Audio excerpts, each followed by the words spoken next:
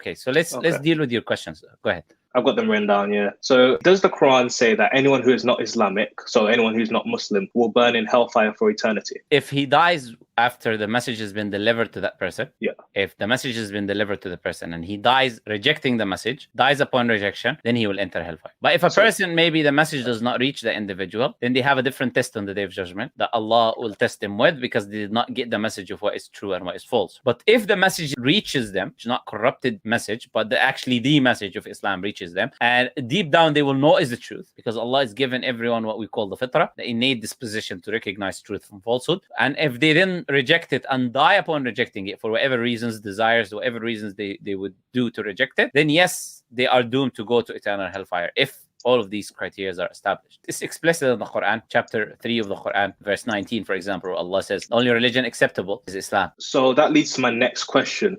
So as I said, my mother's devout Christian. So let's say she didn't believe in the Trinity, right? Because obviously the Trinity is not exactly Islamic and it's proven false.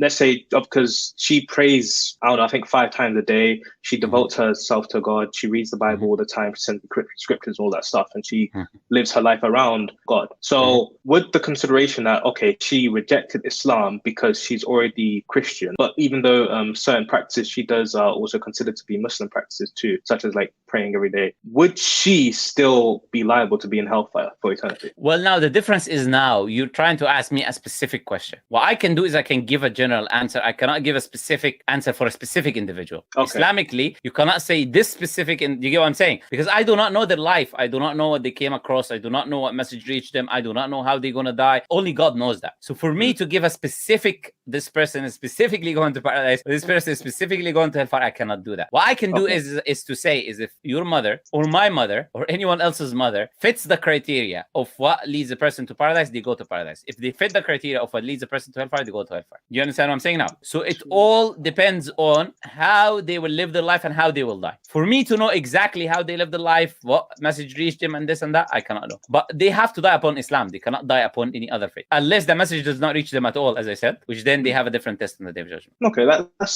sort of warms my heart a little bit. So